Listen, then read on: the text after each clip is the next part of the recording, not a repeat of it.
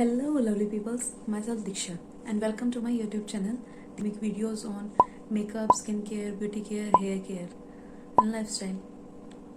If you are new here, please take a minute to subscribe my channel.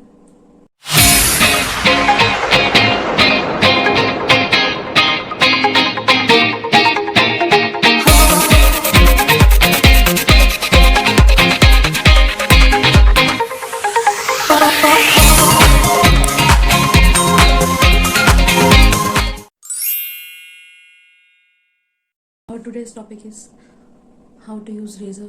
Facial hairs क्या होते हैं और इन्हें कैसे हम ट्रीट कर सकते हैं, ये कैसे जाएंगे। तो आज से 1-2 साल पहले जब मैं सारी जगह सर्च कर रही थी कि फेशियल हेयर्स का कैसे ट्रीट करते हैं, कैसे क्या करते हैं, तब मुझे यूट्यूब पर पता चला रेज़र के बारे में। तब मैं भी सोचती थी रेज़र से तो बाल थिक आएंगे, कहीं कट ना लग जाए, लेकिन ये तो सिर्फ मेंस यूज़ करते हैं, फीमेल्स यूज़ नहीं करती है, ऐसे ये वो बहुत सारे मिथ्स थे मेरे माइंड में। जैसे आज के टाइम पे आपके माइंड में भी होंगे, बट ऐसा कुछ भी नहीं है। जो हम रेज़र यूज़ करते हैं वो हम अपनी स्किन के सरफेस पे यूज़ करते हैं। जो हमारे बाल होते हैं वो हमारे फॉलिकल से निकलते हैं। अगर हम रेज़र यूज़ करते हैं तो वो हमारे अपर स्किन पे यूज़ करते हैं। तो हम बालों को खींचते नहीं है, सिर्फ हम ऊपर से हल्का हल्का सा ब्लंट करते हैं, कट करते हैं उन्हें। तो सोचें कि हमारे फेशियल हेयर जड़ से चले जाएं, कभी ना आए, तो ऐसा कभी नहीं होता। ये सारे एक मिथ की बात है। अगर कोई कहता है कि ये पैक लगा लो या ये करा लो कि आपके फेशियल हेयर कभी नहीं आएंगे, तो ऐसा कभी कुछ नहीं होता। हाँ, ये हो सकता है कि आगे आपके फेशियल हेयर थोड़े कम हो जाए ग्रोथ में। अगर आपके हार्ड हैं तो वो थोड़े सॉफ्ट आने चाहिए, लेकिन वो बिल्कुल बंद कभी नहीं होंगे। कुछ लोग कहते हैं कि लेज़र करा लो, लेज़र से आपके हेयर नहीं आते। हाँ, ये बात ठीक है कि एक टाइम तक नहीं आते, लेकिन जब तक उसका रहती है लिमिट, उसके बाद वो धीरे धीरे आना स्टार्ट हो जाते हैं। लेज़र भी परमानेंट नहीं है, कुछ भी चीज़ परमानेंट नहीं होती है। तो हमें इसका मैं खुद ही रेज़र यूज़ करती हूँ, महीने 2 महीने में एक बार यूज़ कर लेती हूँ मैं रेज़र भी। लेकिन कई लोग थ्रेड भी यूज़ करते हैं, वैक्सिंग भी यूज़ करते हैं, लेकिन ब्लीच यूज़ करते हैं। लेकिन मैं केमिकल्स, थ्रेड, वैक्सिंग कुछ नहीं करती, बिकॉज मेरी सुपर सेंसिटिव स्किन है। As you can see I have red patches all over my face. पता नहीं आपको दिख रहा होगा कि नहीं। I have red patches on my face. मैंने शुरू में जब वैक्सिंग आनी शुरू की थी, मेरे यहाँ पे बहुत हार्ड बाल आते हैं। अगर आपने कभी नोटिस किया हो तो आपके फेस के इस पोर्शन पे आपके हमेशा थोड़े से हार्ड बाल आएंगे, अलॉन्ग जो आपके पूरे फेस पे होते हैं उससे थोड़े से ज़्यादा ही हार्ड होते हैं। तो इसे मैं सोचा था कि हम इसे वैक्स करा लेती हूँ, बट जब मैंने इसे वैक्स कराया तो वो थोड़ा टाइम तो ठीक रहा, लेकिन एक टाइम के बाद मेरे को दाने आने लगे थे। As you can see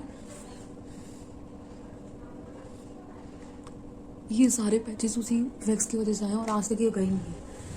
I have very super sensitive skin.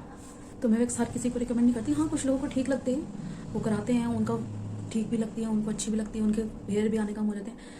बल्कि मैं भी अपनी क्लाइंट को जानती थी जिनके बहुत हार्ड बाल आते थे और उन्होंने यहाँ से वैक्स कराने शुरू किए, उनके 1 साल में थोड़े कम आने लगे।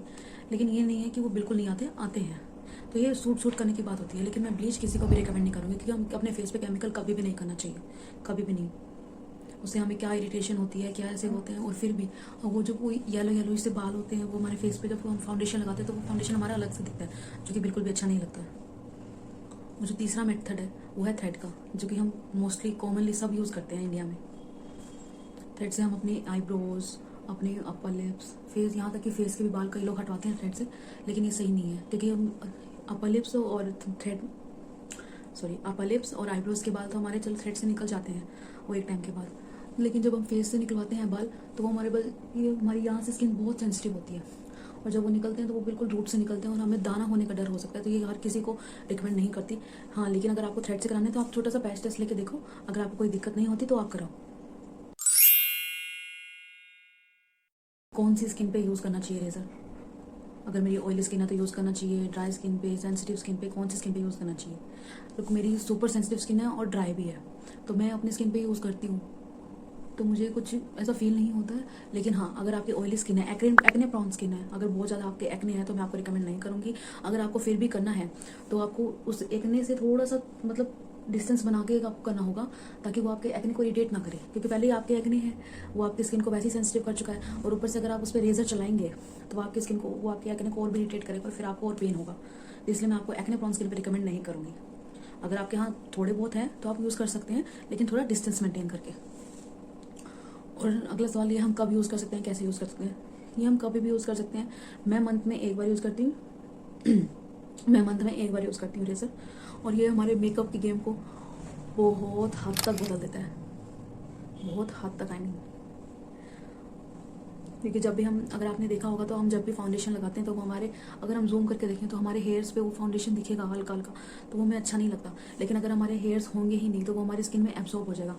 और तीसरी बात, जब भी हम कोई भी स्किन केयर यूज़ करेंगे रेजर करने के बाद, तो वो हमारी स्किन में अच्छे से और एब्जॉर्ब होगा।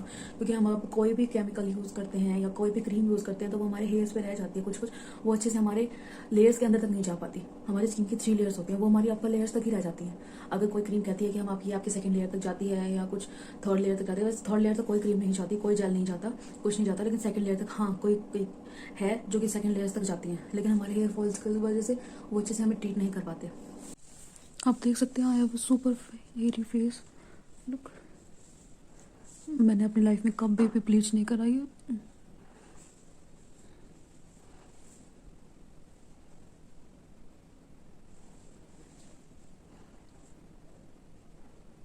मेरी आईब्रोज भी है, मैं सब कुछ अपने रेजर से ही करती हूँ, क्योंकि मुझे कुछ भी थ्रेड या वैक्स कुछ भी सूट नहीं करता है।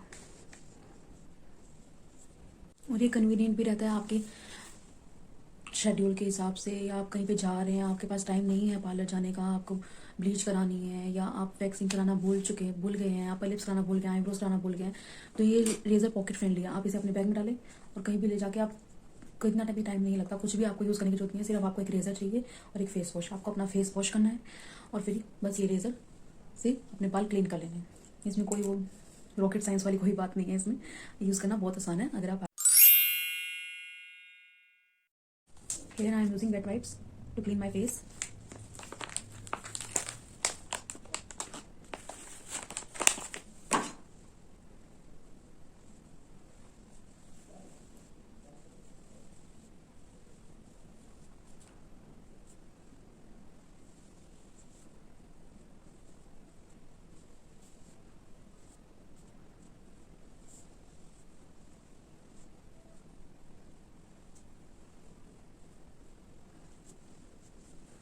एक बात मैं आपको कहना चाहूँगी, अगर आप सोचें कि आपके बहुत हार्ड बाल है और वो इस रेजर से निकल जाएंगे, तो मैं उसका मैं नहीं कह सकती, क्योंकि इस रेजर के कहना है कि ये सिर्फ जो रॉय रॉय वाले हमारे बाल होते हैं, ये सिर्फ उन्हें निकाल सकता है। तो here I am using Twinkle razor. ये देखिए कितना पॉकेट फ्रेंडली है, ये साथ में कैप आती है। वैसे ये आईब्रो का रेजर है, आईब्रो रेजर, लेकिन हम इसे फेस पे भी यूज़ कर सकते हैं। Look, ये एक पैक में 3 होते हैं, मैंने 2 यूज़ कर चुकी हूँ और ये मेरे पास लास्ट है। तो आज मैं यूज़ कर रही थी तो मैं सोचा कि एक वीडियो बना दें, आपको भी दिखा दिया जाए। So with the damp cotton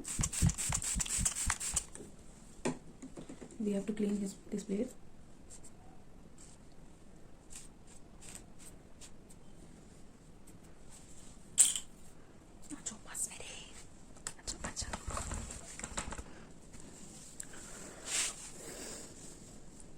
Look, as you can see, ये वाले जो हेयर्स हैं मैं इसे नहीं करूँगी, इसे कान के पीछे कर देंगे।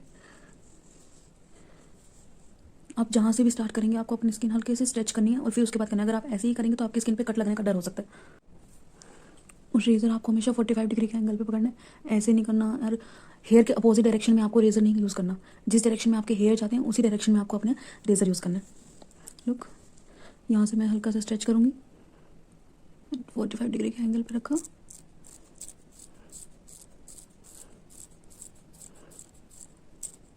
ये आपको आपके फेस को अच्छे से एक्सफोलिएट कर देता है।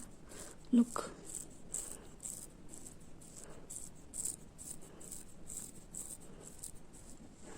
Look at the result babe. आपको दिख नहीं होंगे, ये जो रोए रोए वाले बाल है ये बस नहीं निकल रहे। And look at the result, it feel so smooth.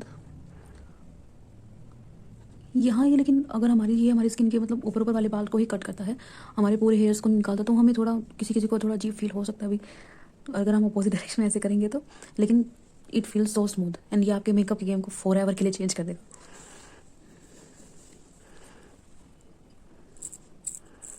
एक बार अगर आप यूज़ करने लगे तो फिर आपको तो इसकी आदत ही हो जाएगी। Look, I use it all over my face. Use करने से पहले आप ये ज़रूर याद रखें कि आपका फेस पूरी तरह से ड्राई हो।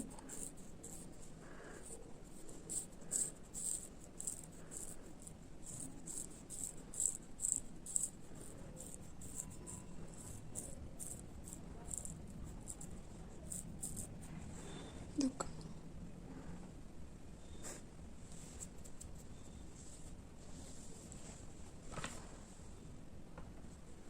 Look at this section. It feels so smooth and exfoliate. And look at this. This is a bit darker than this one. मैं ये वाले हेयर रेजर से नहीं करूँगी, मैं इसे ट्वीज़र से प्लग करूँगी क्योंकि ये वाले मेरे हेयर थोड़े हार्ड है तो मुझे इसे करना सूट नहीं करता है। Now with the other side.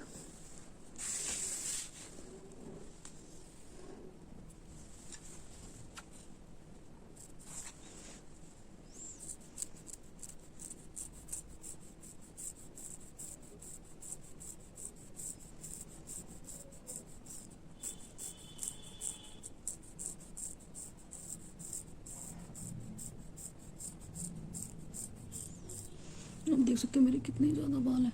ये दूर से नहीं दिखते हैं लेकिन अगर आप कोई मेकअप करते हैं या जूम करके कोई भी पिक लेते हैं तो ये बहुत गंदे लगते हैं।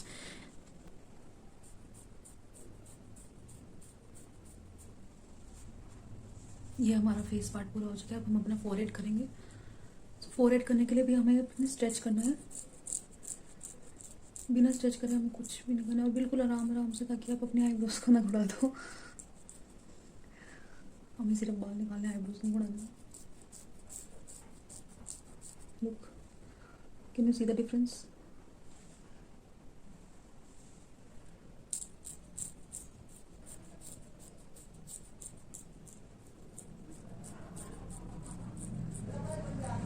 आईब्रोज के पास बिल्कुल आराम से। पहले मैं अपना फोरहेड कर लूंगी, फिर आईब्रोज। आईब्रोज का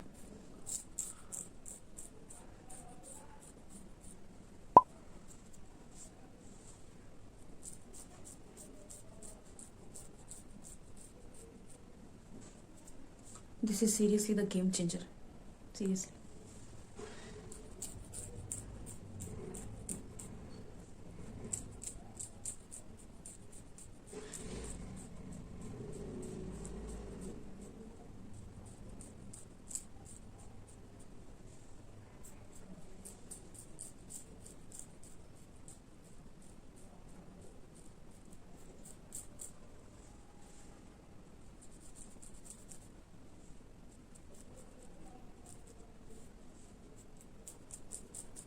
यहाँ पे मेरे थोड़े हार्ड बने इसलिए मुझे थोड़ी सी दिक्कत हो रही है यहाँ पे करने में।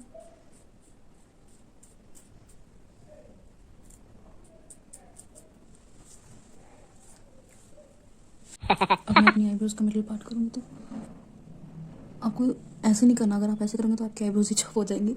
आपको बिल्कुल प्यार से 45 डिग्री के एंगल पे ऊपर से स्ट्रेच करके बिल्कुल आराम आराम से like this।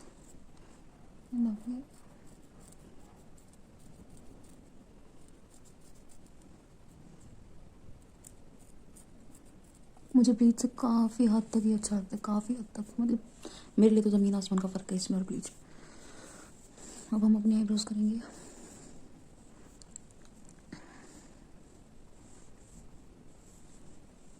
ऊपर से हल्का सा स्ट्रेच करके। अगर आपको आइडिया नहीं मिल रहा है तो आप इसका आइडिया ले सकते हैं। ये जो हमारा ब्लेड है, अगर आपकी आँख शेप की है, कोई भी है, कोई भी शेप की अगर आपकी आईब्रोज है तो ये आपका जो ब्लेड है आप इसका आइडिया ले सकते हैं। इसको एक डायरेक्शन में रखिए, इसको नीचे लेके आइए ऐसे। अगर आप सोचेंगे आपके ऊपर नीचे हो जाएगी तो ऐसे नहीं होगा। ये हमारा आगे का पार्ट हो गया। अब हम पीछे का पार्ट करेंगे तो इसके लिए हम अपने लेज़र के एंगल को थोड़ा सा चेंज कर लेंगे। इसे यहाँ पे ऐसे रखेंगे,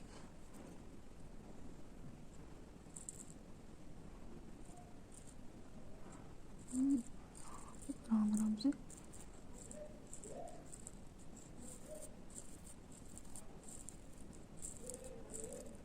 देखो, अगर हमें आगे का पार्ट करना है तो हमें अपने रेजर को ऐसे रखना है। अगर हम अपने पीछे का पार्ट करेंगे तो आईब्रो के पीछे का, तो हमें अपना एंगल ऐसे कर लेना है।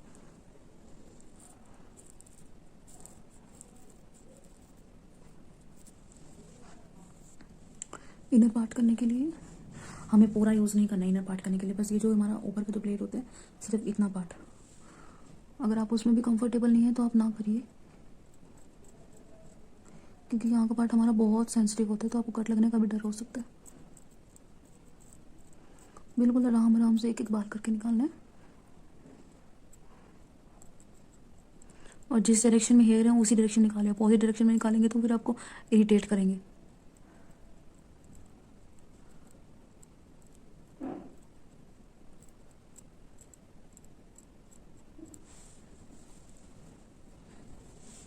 अगर आप अपना इनर पार्ट करना ऐसे कंफर्टेबल नहीं है तो आप अपनी आईब्रोज को ऐसे होल्ड करके, आईलिड को ऐसे होल्ड करके इसे आराम आराम से ऐसे भी चला सकते हैं।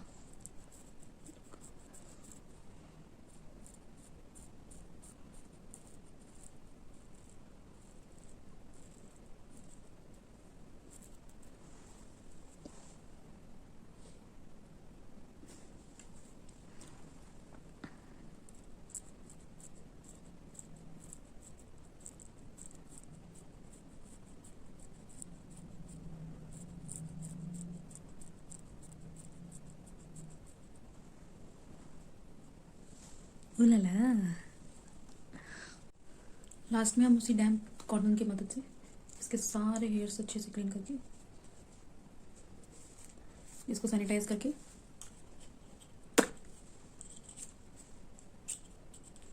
कैप लगा के रख देंगे। एक रेज़र को आप 6 से 12 बार यूज़ कर सकते हो, इसमें कोई दिक्कत नहीं है। जब आपको ऐसा लगे कि आपका ब्लेड आपका काम नहीं कर रहा तो आप उसे फेंक दें। और ये कोई महंगा भी नहीं है, पॉकेट फ्रेंडली है। 90 रुपीज़ के 3 मिल जाएंगे आपको और काफ़ी टाइम तक चल जाएगा। इसमें कोई वो बहुत बड़ी बात। Look at the skin.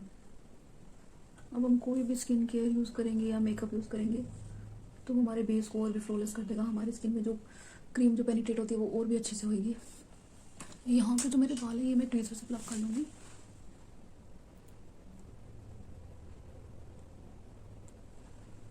यहाँ पे जो बाल आते हैं वो हमारे हार्मोन्स चेंज होने की वजह से आते हैं।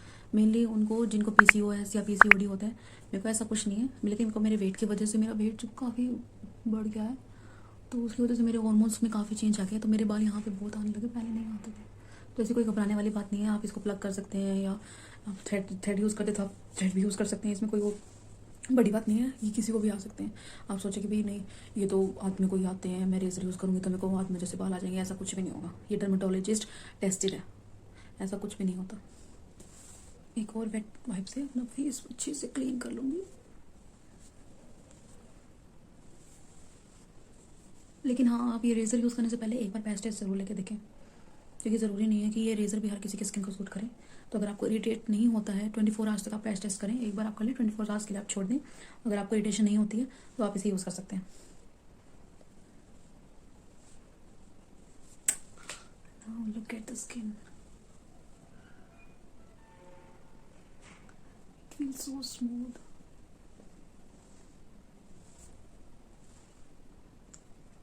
If you like this video, please like, share and comment and subscribe to my channel. घंटे को दबाना मत भूलना. Okay? Bye.